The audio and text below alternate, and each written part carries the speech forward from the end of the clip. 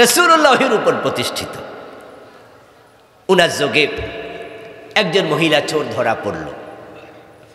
আল্লাহর হাবিব বললেন যে ওহীতে আছে, কোরআনে আছে, আস-সারিকু ওয়াস-সারিকাতু ফাকতাউ আইদিয়াহুমা, নারী হোক আর পুরুষ হোক চুরি করলে হাত কেটে দাও। আমি নবী মুহাম্মদ প্রেসিডেন্ট, আমি মদিনার প্রেসিডেন্ট, আমি ওহীর বাহিরে চলি না, সুতরাং তোমরা এই মহিলার হাত কেটে দাও।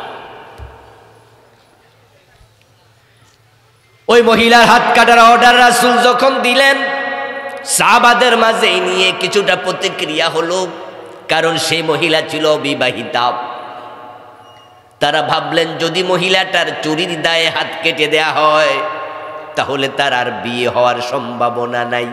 এ খুদ দেখে মানুষ বিয়ে করবে না, বদনাম ছড়াইয়া যাবে। এ মহিলা ছিলেন সম্ভ্রান্ত বংশের নারী, তার যদি হাত কেটে দেয়া হয় পুরা বংশের মুখের মাঝে সুনকালি লেগে যাবে, বংশের বদনাম হবে। এর আগে হাত কাটার কোনো ঘটনা মদিনায় আর ঘটেও নাই। এ আয়াত নাজিল হওয়ার পরে আর চুরির ঘটনা ঘটে নাই। তাই তারা বললেন যে কে আসো, যাও নবীকে একটু বলো, তিনি যেন এ বিষয়ে একটু কনসিডার করে, বিবেচনা করে, ভিন্ন কোনো শাস্তি দেয়। কিন্তু রাসূলুল্লাহর কাছে এই অনুরোধ কে করবে? কোনো সাহাবী রাজি হয় না। শেষ পর্যন্ত তারা পরামর্শ করে রাসূলের নাতি হযরত যায়েদ উনার ছেলে ওসামাকে ধরল। ওসামা, রাসূল তোমাকে বড় ভালোবাসে, তুমি পারবা রাসূলের সাথে এ বিষয়ে পরামর্শ করতে? আমাদের পক্ষ থেকে এই প্রস্তাবটা তুমি রাসূলের কাছে গিয়ে দাও। ওসামা বিন যায়েদ রাদিয়াল্লাহু তাআলা আনহুমা রাসূলুল্লাহর কাছে গেলেন। দাদা, ওই মহিলাকে হাত না কেটে ভিন্ন কোনো শাস্তি দেয়া যায় কিনা আপনি একটু কনসিডার করেন, বিবেচনা করেন, ভেবে দেখেন। সহিহ বুখারীতে এসেছে, এই কথা শোনার সাথে সাথে ফাতালাওয়ানা ওয়াজহু রাসূলিল্লাহি সাল্লাল্লাহু আলাইহি ওয়াসাল্লাম, আল্লাহর নবী এতটা রেগে গেলেন উনার চেহারাটা লাল হয়ে গেল। এই ওসামা, তোমাকে কারা পাঠাইছে তাদেরকে ডাকো। হযরত ওসামা রাদিয়াল্লাহু তাআলা আনহু ভয় পেয়ে গেলেন। যারা পাঠাইছে তাদেরকে ডাকলেন, রাসূল আপনাদেরকে ডাকছে। আল্লাহর হাবিবের সামনে আবু বকর ওমর তারা একসাথে হলেন। প্রিয় নবীজি দাঁড়ালেন, একটি ছোট্ট খুতবা দিলেন। ওই খুতবার মাঝে আমার রাসূল বলেন, লাওয়ান্না ফাতেমাতা বিনতা মুহাম্মাদিন সারাকাত ইন্না মুহাম্মাদান লা ইয়াকতাউ ইয়াদাহা। শোনো, এই মহিলা নয়, যদি আমি নবী মুহাম্মাদের মেয়ে ফাতেমা চুরি করে আমি ফাতেমার হাতটাও কেটেই দেব। ওহির বাহিরে যাওয়ার কোনো অধিকার আমার নাই। রাসূল ওহির উপর প্রতিষ্ঠিত ছিলেন। 53 বছরের বাংলাদেশে চোর ধরে হাত কাটছেন কয়বার? তাহলে বোঝা গেল এই মাসআলা পুরা জাতি ওহির উপর প্রতিষ্ঠিত হয় নাই। বলুন তো, বাংলাদেশে কি চোর নাই? কি মনে হয় চোর নাই? আছে? আছে মানি ওরে বাবা রে বাবা। বঙ্গবন্ধু বড় স্বপ্ন নিয়ে দেশটা স্বাধীন করেছিলেন। তিনি বলেছিলেন যে আমি সোনার বাংলা বানাবো, কিন্তু 1.5 থেকে 2 বছরের ব্যবধানে উনার স্বপ্নটা ভেঙ্গে খান খান হলো। তিনি আফসুস করে বলেছিলেন, মানুষ পায় স্বর্ণের খনি, উনি পাইছে চোরের খনি। উনি বলেছিলেন যে আমার ডানে চোর, বামে চোর, সামনে চোর, পিছনে চোর। আমি বলি ওই চোরগুলো এখন আর চোর নাই, এক একটা ডাকাত হয়ে গেছে। ওই ডাকাতগুলো দেশের টাকা লুট করে কানাডায় বেগম পাড়া তৈরি করেছে। কত বড় ডাকাত হয়েছে যে উনার বাড়ির ফিয়ন নাকি 400 কোটি টাকার মালিক। এ খবর কি আপনারা শুনছেন? কয়শো কোটি টাকার মালিক? এত টাকা কি একজনে ব্যবসা কইরা আর ওই ফিয়ন মিয়া চাকরি কইরা কামাইছে? দেশের টাকা লুট করছে। এস আলম গ্রুপ ইসলামী ব্যাংকের 17 না 18টা শাখা থেকে নাকি 80,000 কোটি টাকা বিদেশে পাচার করে দিয়েছে, চুরি করে নিয়ে গেছে। আমার প্রিয় ভাইয়েরা, প্লিজ আমার প্রিয় ভাইয়েরা, এই যে ৮০,০০০ কোটি টাকা, এর ভিতরে কি গরিব মানুষের টাকা নাই? আচ্ছা, রিক্সাওয়ালার অ্যাকাউন্ট আছে ইসলামী ব্যাংকে, এমন রিক্সাওয়ালা নাই? আচ্ছা, রিক্সাওয়ালা বাদ দেন, ভিক্ষা করে খায়, ভিক্ষুকের অ্যাকাউন্ট আছে না নাই? ভিক্ষার টাকা চুরি করে নেয়। আজীব। আর আমি তো বলি, ফিয়ন যদি 400 কোটি টাকার মালিক হয়, তাহলে বাড়িওয়ালা কত কোটি টাকার মালিক? বাড়িওয়ালার টাকা হিসাব করে কুলাইতে পারবেন না। আমার প্রিয় ভাইয়েরা, এই যে এত সুর, এত ডাকাত, 53টা বছর চলে গেল, আমরা 53 বছরে একজনেরও হাত কাটি নাই। চোর ধরে হাত কাটা নফল না ফরজ? এই ফরজের ব্যাপারে আল্লাহর কাছে জবাব দেবেন কি? পুরা জাতিকে জবাব দিতে হবে, পুরা জাতিকে। আল্লাহর হাবিব সাল্লাল্লাহু আলাইহি ওয়াসাল্লাম 10 বছর মদিনার প্রেসিডেন্ট ছিলেন। যারা জানেন তারা একটু জবাব দিয়েন তো দেখি, এই 10 বছর আমার রাসূল মন মতো দেশ চালাইছে না কোরআনের আইনে চালাইছে? সে কোরআন বাংলাদেশে আছে না নাই? এ 53 বছরের বাংলাদেশ কোরআন দিয়ে কয়দিন চলেছে? তাহলে রাসূল অনুসরণ না করে তোমরা জান্নাত পাবে কেমনে?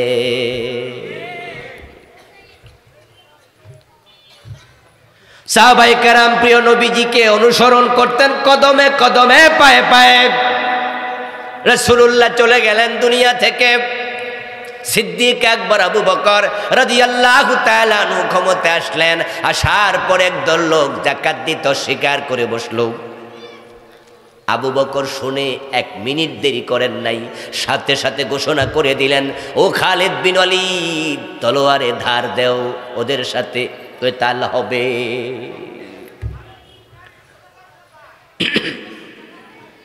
আবু বকর ঘোষণা করলেন, লাউ কাতিলান্না মান ফাররাকা বাইনাস সালাতি ওয়াজ যাকাত, যারা নামাজ পড়তে রাজি, যাকাত দিতে রাজি নাই, নিশ্চয় আমি আবু বকর তাদের বিরুদ্ধে যুদ্ধ করব।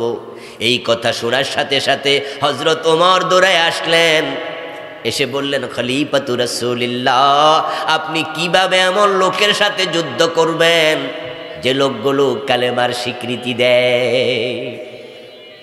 আবু বকর, তারা তো সবাই কালেমা পড়ে, তারা তো নামাজ পড়ে, তারা তো রোজা রাখে, তাদের মাথায় তো টুপি, তাদের মুখে তো দাড়ি, তারা তো জিকির করে। এই জিকিরওয়ালা, নামাজওয়ালা, হজওয়ালা এই লোকগুলো না হয় যাকাত দিতে অস্বীকার করেছে, আপনি যুদ্ধের ঘোষণা কেন দিলেন? আপনি একটু ওয়াজ নসিহত করেন, তাদের বুঝান, সেখানে প্রতিনিধি দল পাঠান, কিছু আলেম ওলামা যাক, তাদেরকে একটু ওয়াজ করুক, হেদায়াতের জন্য তাদের কাছে নসিহা করুক। আপনি ডাইরেক্ট তলোয়ার হাতে নেয়ার কথা কেন বলতেছেন? হযরত ওমর পরামর্শ দিলেন। আবু বকর সিদ্দিক হযরত ওমরকে বললেন, ওমর, এ বিষয়ে আমি আপনার কোনো পরামর্শ শুনতে রাজি নই, বরং শুনুন, ওয়ালাউ মানাউনি ইয়াকালান কানু ইয়াদুনাহু ইলা রাসূলিল্লাহি সাল্লাল্লাহু আলাইহি ওয়াসাল্লাম লাকাতালতুহুম আলা মানইহ। আপনি তো বলছেন তাদের সাথে যুদ্ধের ঘোষণা উড্র করতে, কিন্তু আমি আবু বকর কি বলছি শুনুন। আমার জিহাদের কথা শুনে ওই লোকগুলা ভয় পেয়ে যদি তাদের কথা উড্র করে, তারা যদি বলে আমরা যাকাত দিতে রাজি, আমরা যাকাতের গরু দেব, কিন্তু টেনে নেয়ার জন্য মদিনা পর্যন্ত রশি দেব না। রাসূলুল্লাহর যোগে গরুও দিত, রশিও দিত, আমি রশির জন্য জিহাদ করব। রাসূলের ইসলাম আর আবু বকরের ইসলামে হেরফের হবে না।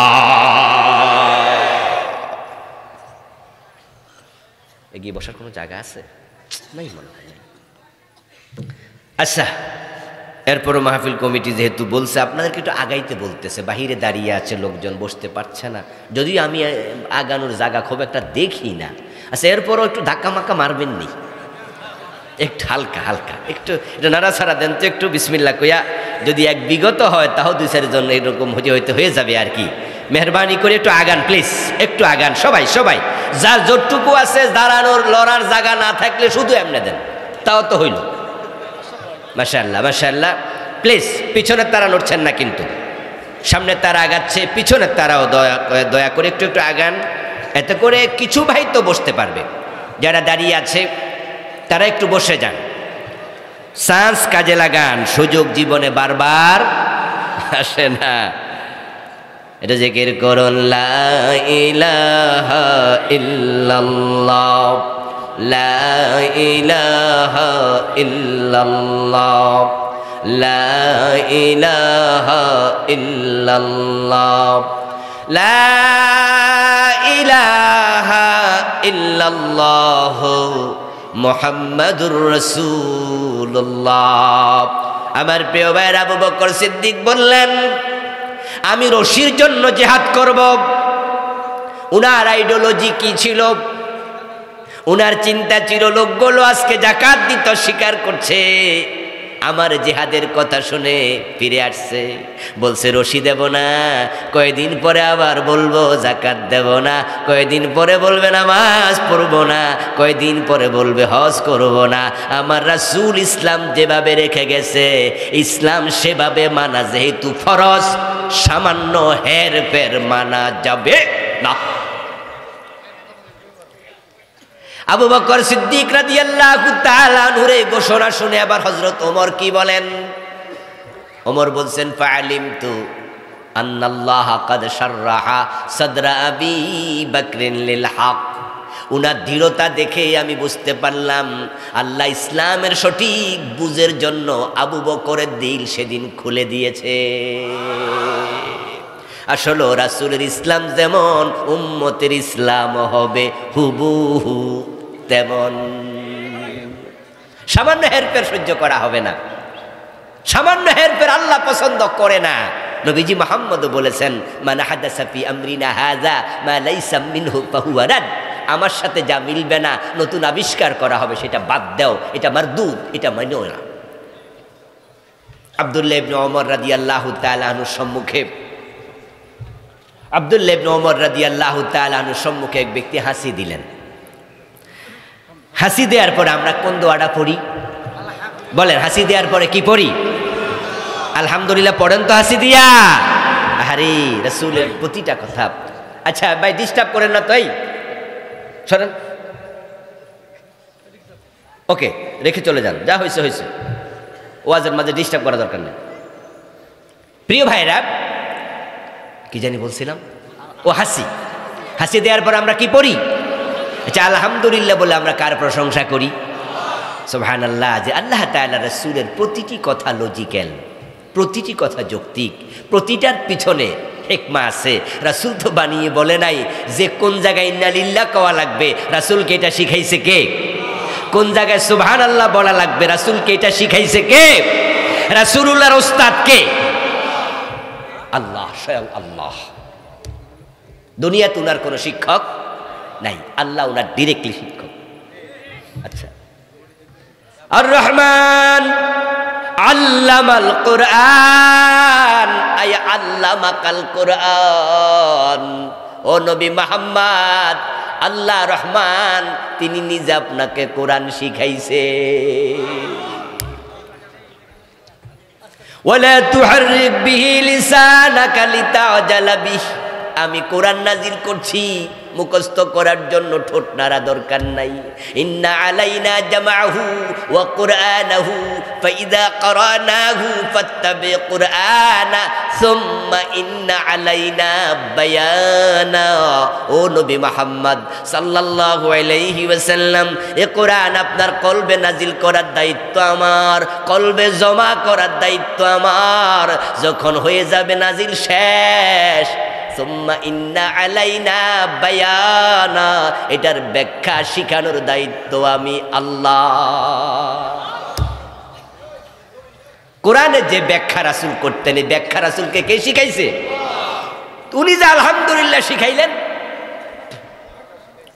আজকের বিজ্ঞান গবেষণা করে দেখছে, মানুষ যখন হাসি দেয়, কিছুক্ষণ সময়ের জন্য, মাইক্রোসেকেন্ড, সামান্য কিছুক্ষণের জন্য দেহের যতগুলো অঙ্গ প্রত্যঙ্গ আছে দেহের যতগুলো ইনস্ট্রুমেন্ট আছে, কলকবজা আছে, সামান্য সময়ের জন্য সবগুলো কাজ বন্ধ করে দেয়। হাসিতে মানুষের দেহের উপরে এমন ঝাঁকুনি যায়, এতে পুরা দেহ কিছুক্ষণের জন্য থেমে যায়।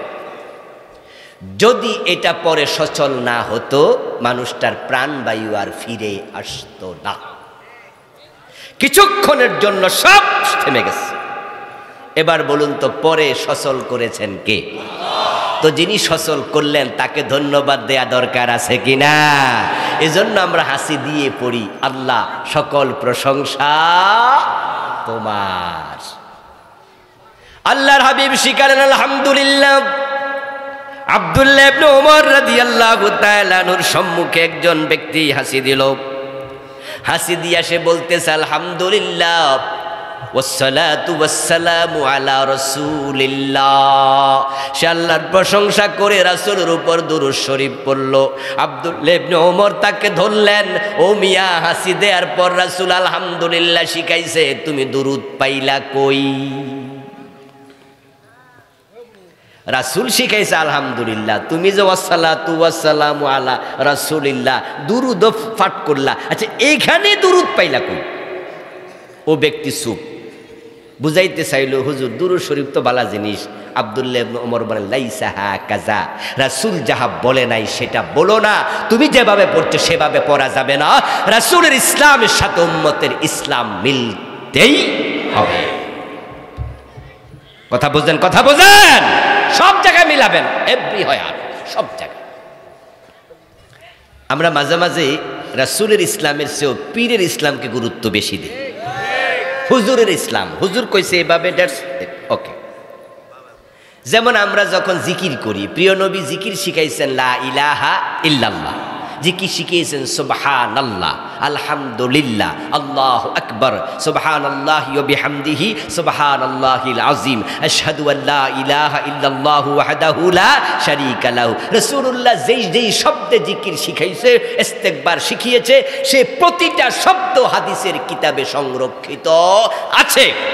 আফদালু যিকরি লা ইলাহা ইল্লাল্লাহ, আযান হবে আশহাদু আল্লা ইলাহা ইল্লাল্লাহ, মান ক্বালা লা ইলাহা ইল্লাল্লাহ দাখালাল জান্নাহ।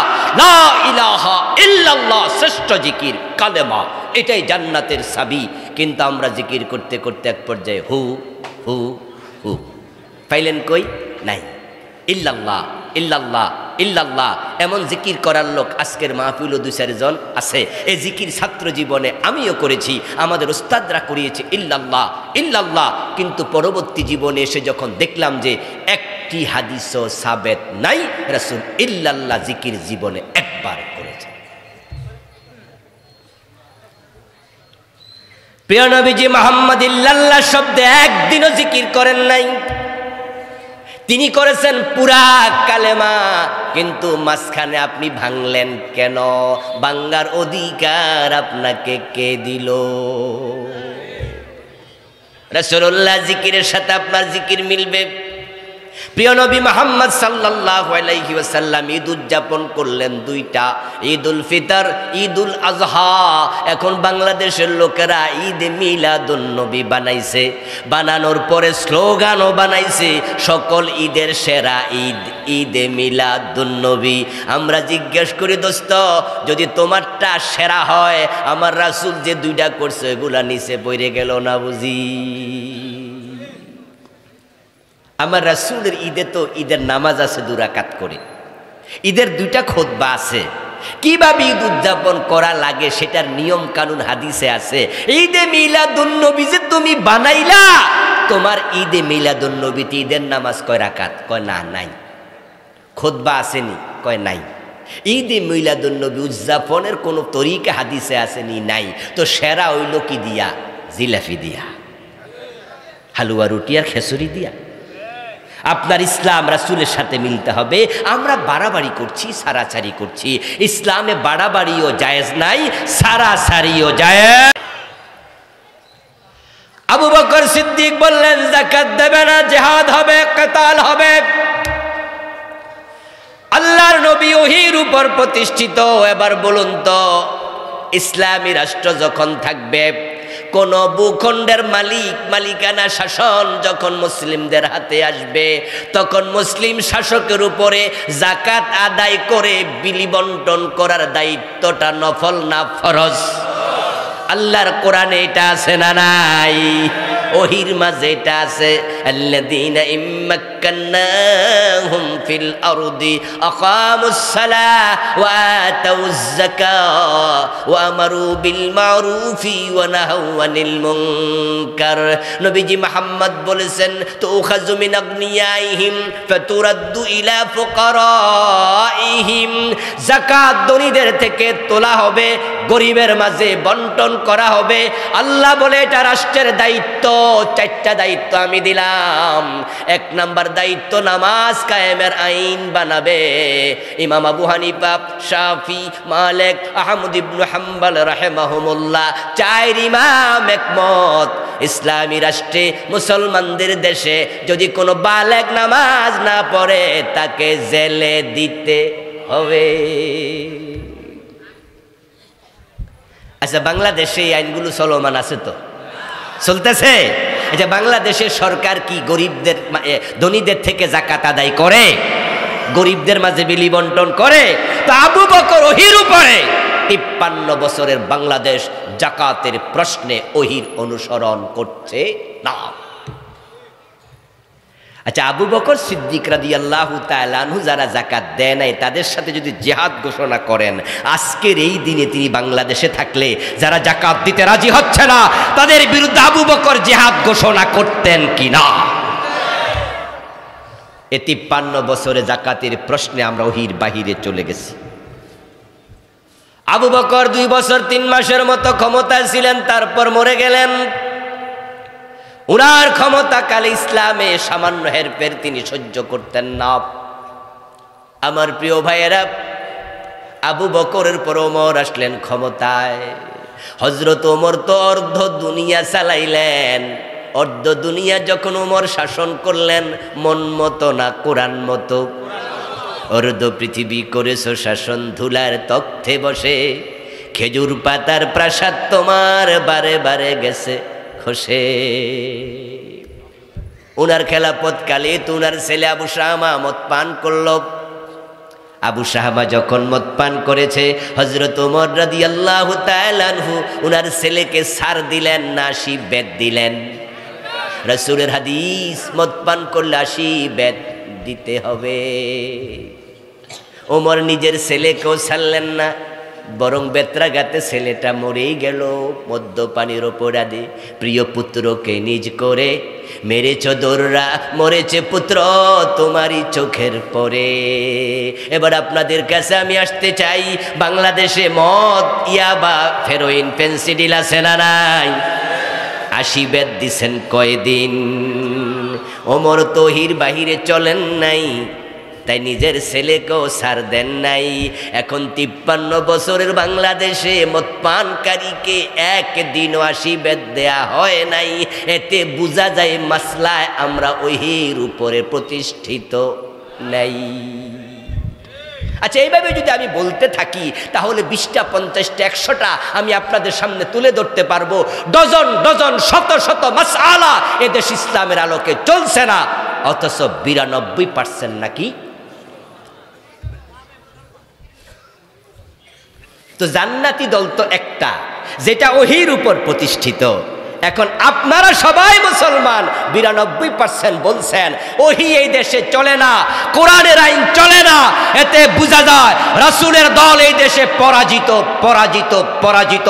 আপনাদের কারণে পরাজিত। জান্নাতে যেতে হলে রাসূলুল্লাহর দলে আজকেই আসতে হবে। আসতে রাজি হওয়া দরকার আছে না নাই? রাসূলের দলে কে কে আসতে চান হাত তুলে দেখান।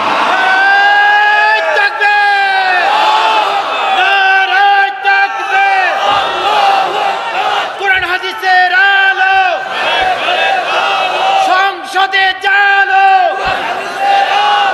নেতা তোমার নেতা বিশ্ব নবী মুস্তাফা।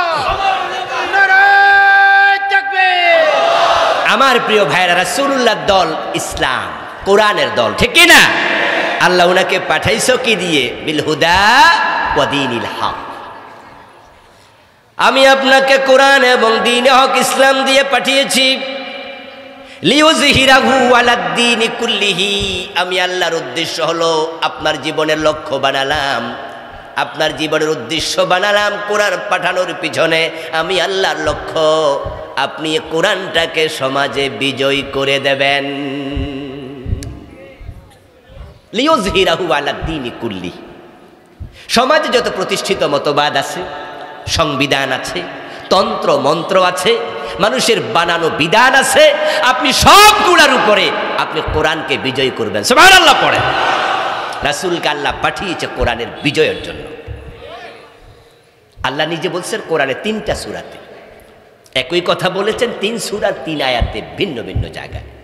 সূরা সাফ আয়াত নাম্বার 9, সূরা আল ফাতহ আয়াত নাম্বার 28, সূরা তাওবা আয়াত নাম্বার 33। কথা একটাই, হুয়াল্লাযী আরসালা রাসূলাহু বিল হুদা ওয়া দীনিল হক্কি লিইয়ুযহিরাহু আলাদ-দীনি কুল্লি ওয়ালাউ কারিহাল মুশরিকুন বলেছেন 2 বার, ওয়া কাফা বিল্লাহি শাহিদা বলেছেন 1 বার। আল্লাহ তাআলা 3 সূরাতে এক কথা 3 বার বলে, আমি নবী মুহাম্মদকে পাঠাইছি দ্বীনের বিজয়ের জন্য। রাসূলের জীবনের লক্ষ্য দ্বীনের বিজয় যদি হয়, উম্মত হিসাবে আমাদের জীবনের লক্ষ্য দ্বীনের বিজয় করাকে বানানো দরকার আছে না নাই? যদি আপনি বানাতে না পারেন, রাসূলের জীবনের লক্ষ্যের সাথে আপনার জীবনের লক্ষ্যের মিল নাই। প্রিয় নবীজি হলেন আমাদের জন্য রেলগাড়ির ইঞ্জিনের মতো, উম্মতেরা হলো রেলগাড়ির পিছনে বগি ডাব্বার মতো। রেলগাড়ির ইঞ্জিন সামনে থাকে, বগি পিছনে অ্যাটাচড হয়ে যায়। আমার রাসূল সামনে চলছেন, আবু বকর অ্যাটাচড হয়ে গেল, হযরত খাদিজা রাদিয়াল্লাহু তাআলা আনহা অ্যাটাচড হয়ে গেলেন, হযরত যায়েদ, হযরত আলী, হযরত ওমর, ওসমান, 1.25 লক্ষ সাহাবী সবাই রাসূলকে সামনে রেখে পিছনে অ্যাটাচড হয়ে গেলেন। তারা জান্নাতের পথে চলছে। এখন এই রেলগাড়ি চলছে, বগিগুলো যোগ হবে কিয়ামত পর্যন্ত। এখন রাসূল যায় যেদিকে, আমরা যাব সেদিকে। তাহলে ইঞ্জিন টেনে টেনে বগিকে জান্নাতে নিয়ে যাবে। মান হাব্বা সুন্নতি ফাকাদ হাব্বানি ওয়া মান হাব্বানি কানা মাই ফিল জান্নাহ। রাসূলের জীবনের লক্ষ্য দ্বীনের বিজয়। আপনার কি খবর? না, আমার জীবনের লক্ষ্য হলো মাহফিল করা, এমন ওয়াজ কর্ম দ্বীন বিজয় হলে হোক, না হইলে নাই, কিন্তু ওয়াজ যেন বন্ধ না হয়। আমার জীবনের লক্ষ্য হলো আমার মিম্বার রক্ষা করা, মসজিদের খতিব, এমন ওয়াজ করব যেন খতিবি জীবনে না চড়ে। ইসলামের বিজয় হলে হোক, না হলে নাই। আমার জীবনের লক্ষ্য আমার এই যে পীর সাহেবের যে খানকা, এই খানকায় মুরিদ বাড়াইতে হবে। এজন্য এমন ওয়াজ করব বাংলাদেশের যত দল আছে সব দলের লোকজন আমার ইয়ান মুরিদ হবে। দ্বীনের বিজয় হলে হোক, না হলে নাই। এক একজন এক এক লক্ষ্যে চলছি আমরা। আমার প্রিয় ভাইরা, ফুটবল খেলার জন্য মাঠে 11 জন খেলোয়াড় নামেনি? আচ্ছা, 11 জন খেলোয়াড় যখন এক এক দলে থাকে, মোট কয়জন থাকে? 22 জন। প্রতি দলে কয়জন? 11 জন। আচ্ছা, 11 জন খেলোয়াড় বল কি 11 দিকে মারে না একদিকে? দেখেন লক্ষ্য করে, 11 জনের কথা বলছি। 11 জন যখন বল পায়, কথা বুঝেন আবার, example is the better then advice, বুঝতে সহজ হবে। 11 জনকে লক্ষ্য করে যখন বল দিয়ে দেয়া হলো, তারা কোন দিকে মারবে আগ থেকে গোলবার নির্ধারণ করা থাকে। যারা আয়োজনকারী আছে তারা কি খেলোয়াড় নামার পরে গোলবার বানান, আগে বানান? লক্ষ্য তারা আগে নির্ধারণ করে দেয়, এদিকে একটা গোলবার, ওদিকে একটা। আপনারা 11 জন এদিকে মারবেন, আপনারা 11 জন ওদিকে মারবেন। এক দলের 11 জন এক লক্ষ্যে খেলা শুরু করে। যে যেখানে থাকুক 11 জায়গায় খেলে, কেউ ব্যাগে খেলে, কেউ মিডিলে খেলে, কেউ কর্নারে খেলে, কেউ গোলবারে খেলে, কিন্তু লক্ষ্য কয়টা? কথা বলে, লক্ষ্য কয়টা? একটা লক্ষ্য হওয়ার কারণে 5 মিনিটও গোল হয়, 10 মিনিট পরেও হয়, 15 মিনিট পরেও হয়। এক খেলাতে 10টা 12টা গোল হয়েছে এমন ইতিহাসও আছে। কিন্তু যদি 11 জন 11 দিকে মারত, তাহলে কিন্তু আর গোল হতো না। বাংলাদেশের পীর সাহেবেরা, এই দেশের তাবলীগের ভাইয়ারা এই দেশের 3.5 লাখ মসজিদের খতিবেরা, মাদ্রাসার উস্তাদেরা, মাহফিলের বক্তারা এক একজন এক এক জায়গায় কথা বলবে, সবাই এক জায়গায় বলবে না। কিন্তু লক্ষ্য যদি দিনের বিজয় টার্গেট করে হতো, তাহলে শুধু আলেমদের দ্বারাই বাংলাদেশে দিন কায়েম হয়ে যেত। কিন্তু প্রবলেমটা হয়েছে আমরা হুজুররা এক একজন বল এক এক দিকে মারতেছি।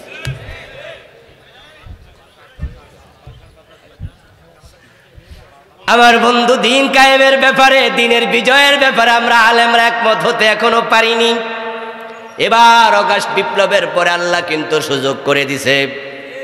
বরং আমি তো আত্মসমালোচনা করে যা বুঝেছি, এবারের যে বিপ্লবটা হলো এটা কোনো মানুষ করে নাই, এটা করেছে আরশের মালিক আল্লাহ। কারণ যে পোলাপানগুলো আন্দোলন করছে তারা কিন্তু দেশ ত্যাগ করবে সরকার, তাদের কর্মসূচির মাঝে এটা ছিলই না। তারা আন্দোলন করছে কোটা সংস্কার, তারপর ওদেরকে গুলি করছে, তারা আন্দোলন করলো যে 9 দফা, আবার গুলি করছে, তারা বলল 9 দফা না 1 দফা। ওই 1 দফার মাঝে ছিল সরকারের পদত্যাগ, সরকার চলে যাক, ফালাইয়া যাক, ওরা বলেও নাই। কিন্তু আরশের মালিক কয় যে না, একটা চান্স বাংলাদেশের ইসলামওয়ালাদেরকে দিতে চাই। এমনভাবে সরকার চলে গেছে, 300 এমপি একসাথে থেমে গেছে, সংবিধান পর্যন্ত এখন মুলতবি অবস্থায় আছে। প্রধানমন্ত্রীর সাথে সংশ্লিষ্ট ধারাগুলো মুলতবি, 300 এমপির সাথে সংশ্লিষ্ট ধারাগুলো অচল, মন্ত্রণালয়ের সাথে ধারাগুলো সংশ্লিষ্ট অচল, এবং সংবিধান সংশোধনের জন্য কথা উঠেছে। অলরেডি কমিটি তৈরি হয়ে গেছে। আমরা যদি ধাক্কা মারতে পারি, এই সংবিধান পাল্টাইয়া এবারই কোরআনকে সংবিধান বানানো যাবে।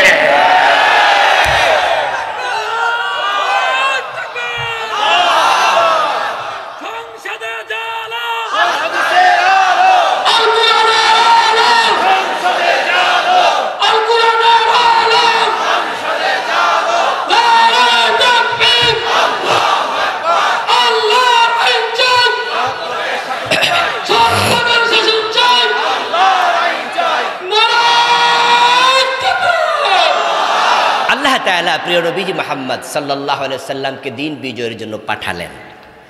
আপনাদের কাছে আমি প্রশ্ন রাখতে চাই, রাসূলুল্লাহ কি দিনকে পরাজিত অবস্থায় রেখে গেলেন না বিজয়ী অবস্থায়? তাহলে উনার দায়িত্ব উনি 100% পালন করে গেছেন। আচ্ছা, আর কোনো নবী কি আসবে? এখন এই দায়িত্ব কি শেষ, না আমাদের চালিয়ে যেতে হবে? এই দায়িত্ব চালিয়ে যাওয়ার উম্মতের কাঁধে আছে না নাই? তো আমরা থাকতে দিন পরাজিত থাকে কেমনে?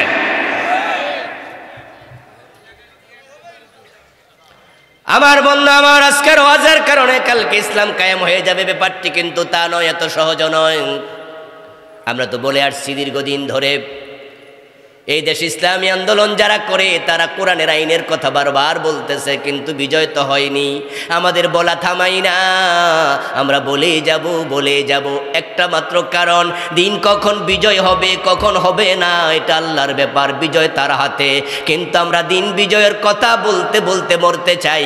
আল্লাহর কাছে গিয়ে বলবো, আল্লাহ আমরা তোমার নবীর দলের সদস্য ছিলাম। রাসূলের দল ওহীর দল, আমরা ওহীর দলের সদস্য ছিলাম। আমাদেরকে লক্ষ্য করে করে কেউ বলে যে ওনারা দলের কথা কয় না, দল ডাজন্ট ম্যাটার। এই দলের নাম এক সময় ছিল না, একদিন থাকবে না, ব্যান হয়ে যাবে, ব্যান করে দিয়েছিল, কিচ্ছু আসে যায় না।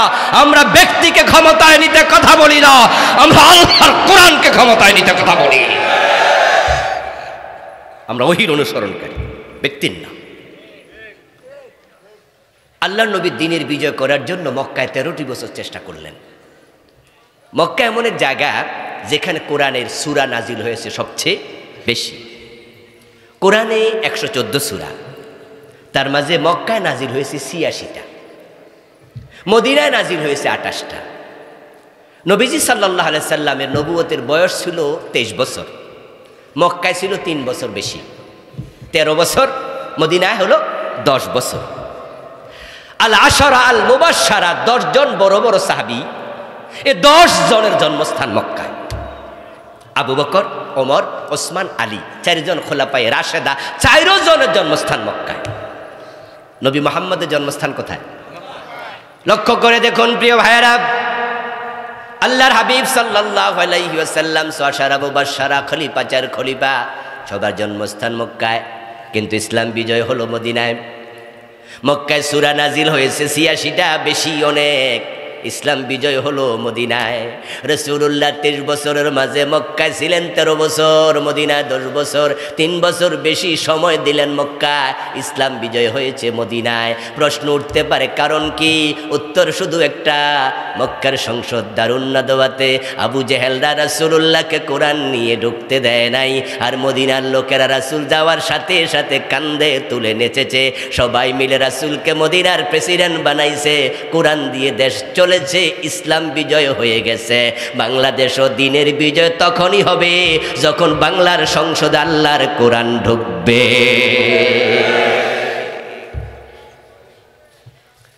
মক্কা রাসূল যখন ছিলেন তখন মক্কার লোকেরা সিদ্ধান্ত নিয়েছিল, ওয়াকালাল্লাযীনা কাফারু লা তাসমাউ লিহাযাল কুরআন। কাফেররা বলেছে যে মুহাম্মদ যেখানে কোরআন পড়ে শুনতে যাওয়া যাবে না। ওয়ালগাউ ফীহি, বরং কোরআন যেখানে পড়বে বলবে সেখানে গন্ডগোল লাগাইয়া দাও। গত 15 বছর আমরা এটা দেখেছি। আবু জেহেলের চরিত্র তাদের ভিতরে ছিল, ঠিক কিনা? কত মাহফিল বন্ধ করে দিয়েছে। মাহফিল চলাকালে বক্তার সম্মুখ থেকে মাইক কেড়ে নিয়ে গেছে। মাহফিল চলাকালে অ্যারেস্ট করা হয়েছে বক্তাকে। এমন ঘটনা আছে না নাই? আল্লামা সাইদি রাহিমাহুল্লাহ, যার সুযোগ্য সন্তান আজকের প্রধান অতিথি শামীম ভাই কিছুক্ষণ পরে আসবেন, আপনারা ওনার থেকেও কিছু শুনবেন ইনশাআল্লাহ। আল্লামা সাইদির হাতে কয়েক হাজার কাফের মুসলমান হয়েছিল। যদি এই 13টা বছর তিনি কোরআনের ময়দানে থাকতেন তাহলে আরো শত শত কাফের মুসলমান হয়ে যেত। তাফসীরের ময়দানে উনি যখন ছিলেন তখন কি ফেসবুক ইউটিউব ছিল? এখন ছোট্টখাট্ট বক্তা, তারও তো লাখ লাখ ভিউয়ার্স। আল্লামা সাইদি যখন জেলখানায় তখনই ফেসবুক ইউটিউব এগুলো আসছে। যদি উনি এখন ময়দানে থাকতেন এই ফেসবুকের কল্যাণে কাফেরদের কান্ন করে দিনের দাওয়াত পৌঁছে যেত। কি চেহারা, কি বাচন ভঙ্গি, কি কণ্ঠ, কি শব্দ চয়ন, আল্লাহু আকবার কবীরা। আল্লামা সাইদি রাহিমাহুল্লাহ উনার আলোচনা শুনে আমার কাছে মনে হতো আল্লাহ তাআলা ভাব ভঙ্গি, শব্দ, ভাষা, কণ্ঠস্বর সব মিলাইয়া মনে হয় যেন শুধু ইসলামের প্রচারের জন্য স্পেশালি আল্লাহ তাকে বানিয়েছিলেন। আমার প্রিয় ভাইয়েরা, আবু জেহেলরা বলেছিল না, কোরআন শুনতে দেওয়া যাবে না, গন্ডগোল লাগাইয়া দাও। প্রিয় নবীজি 13টি বছর চেষ্টা করলেন, তারা কোরআন নিয়ে দারুন নাদওয়াতে ঢুকতে দেয় নাই। আমার প্রিয় রাসূল সাল্লাল্লাহু আলাইহি ওয়াসাল্লাম এবার আল্লাহর ইশারা তিনি মক্কা থেকে বেরিয়ে গেলেন হিজরত করে মদিনার পানে। 3 দিন লুকিয়েছিলেন গারে সাউরে। তারপর সেখান থেকে বের হয়ে আবার মদিনার দিকে রওনা দিলেন। কোথায় গিয়ে থাকবেন জানেন না, কার বাড়িতে গিয়ে খাবেন জানেন না। কাপড় পুরাতন হলে চেঞ্জ করবেন, সাথে কোনো এক্সট্রা কাপড়ও নাই। কাপড় নাই, খাবার নাই, পথ জানা নাই, কোন বাড়িতে উঠবেন ঠিকানা নাই। ওই নবীকে আল্লাহ তাআলা যাওয়ার পথে স্মরণ করায়া দেয়, নবী যদি মদিনায় গিয়ে দেখেন সেখানের সংসদে আরেক আবু জেহেল, তাহলে হিজরত করে লাভটা কি? আমার রাসূলও ভাবছেন মক্কায় 13টি বছর ছিলাম, এখানে তো কোরআন নিয়ে যেতে পারলাম না, আইন বানাতে পারলাম না। চোর ধরে হাত কাটা, এটা কি সাধারণ মানুষের কাজ না এটা রাষ্ট্রের কাজ? কথা বলেন, এটা কার কাজ? মদ পান করলে 80 বেত লাগানো সাধারণ মানুষের কাজ না রাষ্ট্রের কাজ? জেনা করলে 100 বেত লাগানো, বিবাহিতকে পাথর মারা, এটা কি ব্যক্তির কাজ না রাষ্ট্রের কাজ? এই রাষ্ট্রের কাজ, রাষ্ট্রে না গেলে কোরআন হবে কেমন? হবে এটা কেমন? আমার রাসূলও ভাবছেন যে কি হবে সেখানে গিয়ে হিজরত করে। আল্লাহ তাআলা হিজরতের পথে রাসূলকে বলেন, তাহলে আপনি আমার কাছে দোয়া করেন, ওয়াকুর রাব্বি আদখিলনি মুদখালা সিদকিন ওয়া আখরিজনি মুখরাজা সিদকিন ওয়াজআলনি মিন লাদুনকা সুলতানান নাসীরা। সুবহানাল্লাহ।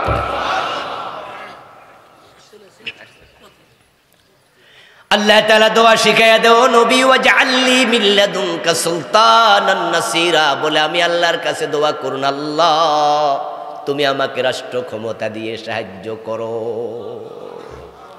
এ দোয়া কে শিখাইছে? সবাই বলেন কে শিখিয়েছে? আচ্ছা, এই আয়াতটা আল্লাহর কোরআনে এখনো আছে কিনা? তো রাসূল আল্লাহর কাছে ক্ষমতা চাইল, যে আল্লি, আল্লাহ আমারে আপনি দেন, মিল্লা দুনকা, আপনার পক্ষ থেকে, সুলতান, রাষ্ট্র ক্ষমতা। এখন আমরা হুজুররা যখন বলি ক্ষমতার কথা, তখন কিছু লোক ওখান থেকে ইশারা দেয়, কয় যে হুজুররা শুধু ক্ষমতার লোভী। বাংলাদেশে একটা দল আছে, এরা শুধু গদি চায়। আচ্ছা, এমন কথা বলার মতো কিছু আলেম ওলামাও আছে না? একজন আছে সৌদি আরবে বইয়া বইয়া ভিডিও বানায়, বাড়ি ইন্ডিয়া। উনি সৌদি আরব থেকে খোসা মারতেছে যে বাংলাদেশে অমুক দল নাম ধরে বলে তারা শুধু গদির লোক। আচ্ছা, আমার রাসূলকে যেই দোয়া আল্লাহ শিখায়, আমাকে রাষ্ট্র ক্ষমতা দাও, রাসূল যেই দোয়া করেছে এই দোয়া করা আমাদের জন্য সুন্নাহ কিনা? আমি এতক্ষণ এই ওয়াজ তো করে আসলাম যে রাসূল আদর্শ, উনি যা করেন আমরা তা করব, উনি যা বলেন আমরা তা বলবো। উনি আল্লাহকে কয় আল্লাহ আমার রাষ্ট্র ক্ষমতা দাও। আচ্ছা, উনি কি গদির লোভে নাকি দিন কায়েমের প্রয়োজনে? তা আমরা যারা রাষ্ট্র ক্ষমতার কথা বলি, আমাদেরকে যারা লোভী বলে, এই লোকগুলোর জন্য করুণা হয়। তারা নিশ্চয়ই বড় খেয়ানতকারী, তারা জালেম, আমরা হয়ে গেলাম মাজলুম। আমরা ব্যক্তির ক্ষমতা চাই না। আচ্ছা, প্রিয় নবীজি দোয়া করছেন রব্বির হামহুমা কামা রব্বায়ানি ওয়াকুর রব্বি, কুল, এখানেও কুল আছে, ওয়াকুর রব্বির হামহুমা কামা রব্বায়ানি সাগীরা। ও নবী, আপনি বলুন এই দোয়াটা। এই দোয়া আল্লাহ রাসূলকে শিখাইছে, অথচ আমরা এখানে সবাই এই দোয়া জীবনে হাজার হাজার বার করেছি। তো আল্লাহ তো সে দোয়াও রাসূলকে শিখাইছে, ওয়াকুর রব্বি আদখিলনি মুদখালা সিদকিন, বলতে বলতে ওয়াজআলনি মিন লাদুনকা সুলতানান নাসীরা। রাসূল যদি রাষ্ট্র ক্ষমতা চায় এই দোয়া করে, এই দোয়া আপনি কয়দিন করলেন? এখানে আল্লাহর অসংখ্য বান্দা আছে দিন বিজয়ের জন্য জীবনে একদিনও দোয়া, একদিনও করেন নাই। এই জন্য প্রিয় ভাইরা শুনুন, আল্লাহ দিন বিজয়ের জন্য দোয়া শুধু করলে হবে না, দোয়ার আগে কর্ম করা লাগবে। কর্মবিহীন দোয়া কবুল হবে না। কাজ করুন, বিয়ে করুন, তারপর সন্তান চান। খেতে গাছ লাগান, আপনি গাছ লাগান, আপনি রোয়া লাগান, জ্বালা লাগান, হালি লাগান, ধান গাছ, পাট গাছ লাগান, তারপরে ফসলের জন্য দোয়া করুন। আসুন, বাংলার জমিনে শুধুমাত্র দিন বিজয়ের জন্য দোয়া নয়, আমরা কাজ করতে চাই। যদি এবার কাজ আমরা শুরু করে দেই, যে বিপ্লব আল্লাহ দিয়েছে এটাকে কাজে লাগাই, বাংলাদেশে দিন বিজয় হবে ইনশাআল্লাহ। আমার প্রিয় ভাইয়েরা, রাত্রি যত গভীর হয় প্রভাত তত ঘনিয়ে আসে। এই বসেন আপনি। রাত্রি যত গভীর হয় প্রভাত তত ঘনিয়ে আসে। মেঘ দেখে কেউ করিসনি ভয়, আড়ালে তার সহ্য হাসে।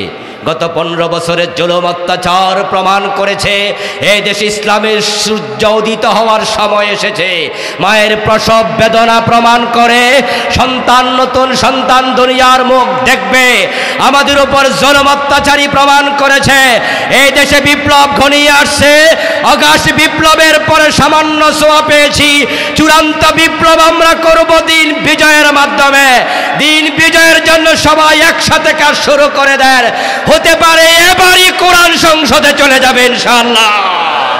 নারায়ে তাকবীর, নারায়ে তাকবীর,